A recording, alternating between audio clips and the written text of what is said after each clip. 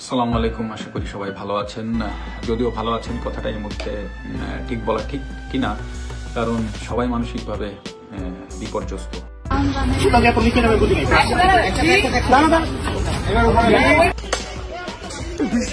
বন্ধুগণ, নতুন একটা নিউজ হাজির হয়েছি। সে নিশ্চয় হচ্ছে বর্তমান সময়ে যে ছাত্রছাত্রীদের আন্দোলন করতেছে, এই বিষয়টি নিয়ে অনেক সেলিব্রিটিরা কিন্তু মুখ খুললেও মাশরাফি এবং সাকিব আল হাসান তারা কোনো ফেসবুকে কোনো পোস্ট করা নাই বা কোনো মন্তব্য করা নাই। তো তাদেরকে আসলে ছাত্ররা কি চোখে দেখতেছে, আসলে তাদের সাথে কি আসলে তারা বর্তমান সময়ে তাদেরকে কিভাবে দেখতেছে আসলে। তো বন্ধুগণ, আমরা একটা ভিডিও দেখলে এটির ভাবো আসলে তাদেরকে আসলে জনগণ না বা ছাত্রছাত্রীরা কিভাবে দেখতেছে। তো বন্ধুগণ, ভিডিওটা দেখে আসি। আসসালামু আলাইকুম। আশা করি সবাই ভালো আছেন। যদিও ভালো আছেন কথাটা এই মুহূর্তে ঠিক বলা ঠিক কিনা, কারণ সবাই মানসিকভাবে বিপর্যস্ত।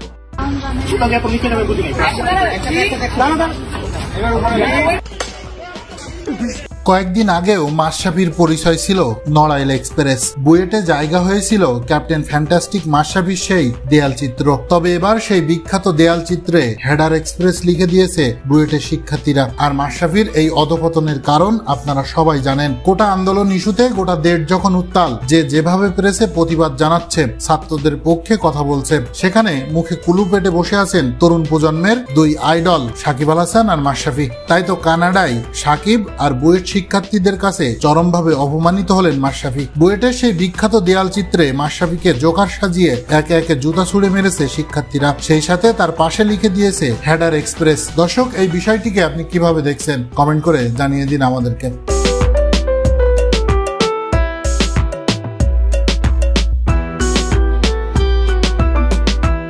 তো বন্ধুগণ, আমরা সেই ভিডিওটি দেখলাম যেখানে দেখা যাচ্ছে সে মাশরাফিকে কিন্তু মানুষজন আসলে জুতো পেটা করতেছে এবং আসলে তাদের একটা সম্মান ছিল, আসলে তাদের সম্মানটা তারা রাখতে পারে নাই। আসলে তাদের ছাত্রছাত্রীর পাশে দাঁড়ানোর কথা ছিল, কিন্তু তারা দাঁড়ায় নাই। আসলে তারা রাজনীতির কারণে হয়তো তারা এই ধরনের কাজ করেছে, তাদের পাশে দাঁড়াতে পারে নাই হয়তো।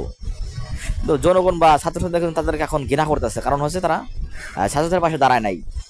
তারা একজন সেলিব্রিটি, আসলে তাদের আসলে দাঁড়ানো উচিত ছিল, কিন্তু তারাই ক্ষমতার কারণে কিন্তু তারা দাঁড়ায় নাই। আসলে তো বন্ধুগণ, এই বিষয়টা তোমাদের কিভাবে মতামত, তোমরা কিভাবে দেখতেছো আসলে অবশ্যই কোনো জানাবে। আজকে নিশ্চয়ই দেখাবো অন্য কোনো নিউজে।